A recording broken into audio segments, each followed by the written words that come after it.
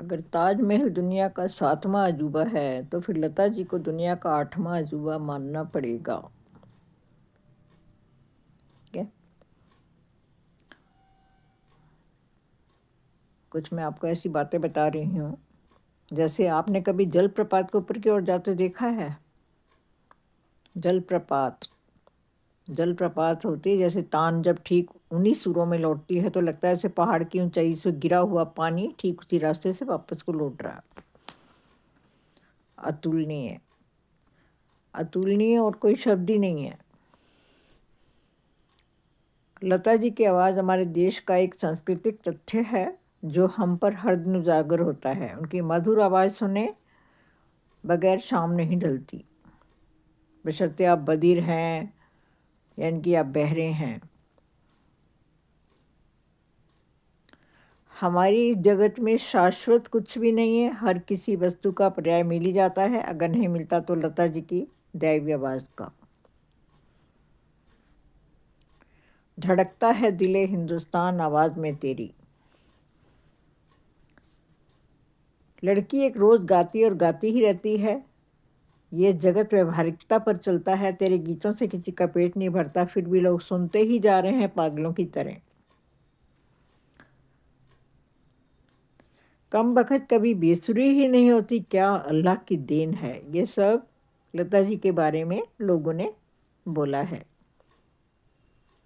हमारी लता जी बेमिसाल लता जी हैं। स्वर कोकिला, लता जी का वास्तविक नाम हमारा लता मंगेशकर ही है। इनका जन्म इंदौर में ही हुआ था। इनके अलावा 3 बहनें आशा भोसले, उषा मंगेशकर और लोमीना मंगेशकर है। तीनों ही वाइफ हैं। सबसे छोटा भाई हृदयनाथ मंगेशकर एक स्थापित संगीतकार है। लता जी की संगीत की प्रारंभिक शिक्षा उनके पिता दीनानाथ मंगेशकर के द्वारा पूरी हुई। स्वर्गीय दीनानाथ मंगेशकर स्वयं भी उस समय के बहुत अच्छे संगीतकार थे, अतः उन्होंने अपनी इस बड़ी बेटी को सभी राग रागनियों का भरपूर ज्ञान कराया। बाद में उन्होंने लता मंगेशकर उस दौर के मशहूर संगीतकार उस्ताद अमानत अली खां से भी विधिवत शिक्षा दिलवाई। मात्र 12 वर्ष की आयु में ही लता को संगीत का खूब ज्ञान हो गया था। वे अपने पिताजी के साथ थिएटर में स्टेज पर जाकर गाने लगी। लेकिन जब वह माँ 13 वर्ष की थी तो उनके परिवार का एक दिन उनके ऊपर बहुत ज़्यादा दुख की घड़ी आ गई। उनके पिता दीनानाथ मंगेशकर जी का देहांत हो गया। परिवार में सबसे बड़ी बेटी होने के कारण परिवार के भरण पोषण का सारा भार की लता जी के ऊपर आ गया।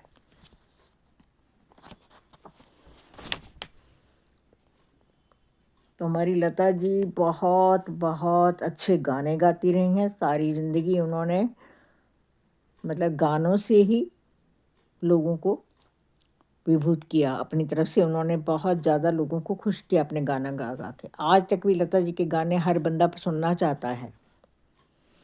उनके संघर्ष की कहानी बहुत ही लंबी है।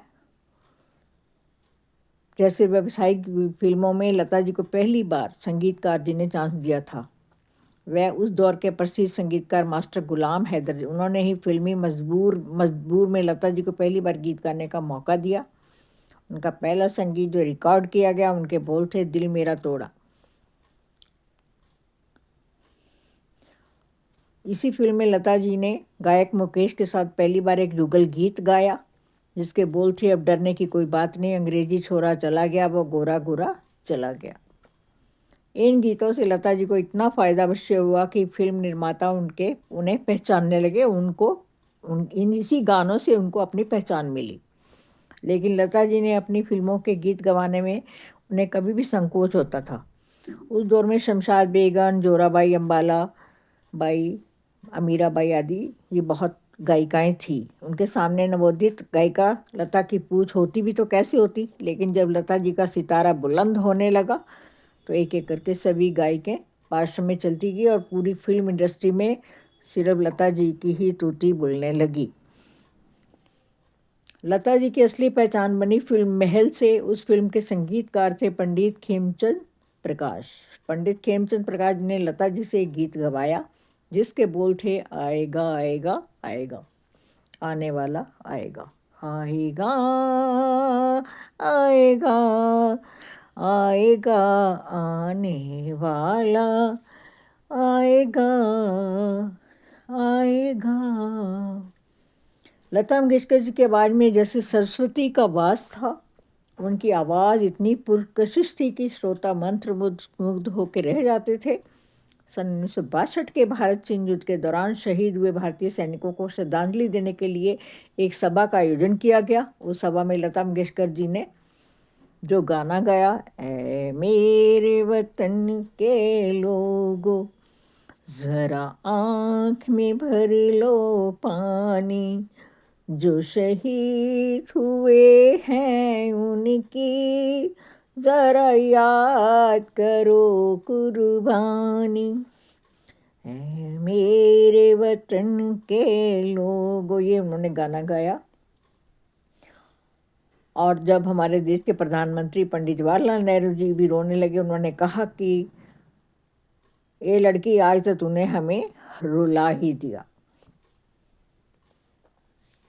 लता जी हमारे देश में भी तो विदेशों में भी लाखों की संख्या में उनके प्रशंसक हैं, उनके फॉलोवर हैं। लता जी को अब तक सैकड़ों सरकारी गैर सरकारी पुरस्कार भी उनको प्राप्त हो चुके हैं। पिछले ही वर्ष उन्हें भारत रत्न के पुरस्कार से भी नवाजा गया। पिछले वर्ष नहीं, मतलब 3-4 साल हो गए होंगे। तो ये हमारी लता जी सबको मंत्रमुग्ध करने वाली, अपने गीतों से सबको खुश करने वाली हमारी लता जी ने अपना नाम रोशन कर ही रखा है। इंडिया तो छोड़ो, बाकी देशों में भी उनका नाम, उनकी गाने बहुत लोगों को पसंद आते हैं।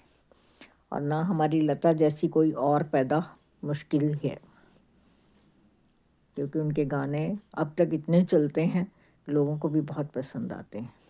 और ख़ास तौर पे मैं तो बहुत पसंद आते हैं मुझे, तो मैं तो गाती भी ज़्यादातर लता जी के ही गाने। बस मैं आप लोगों को यही बता रही हूँ कि लता जी के बारे में मैंने कहा थोड़ी सी बात कर लूँ आप लोगों से।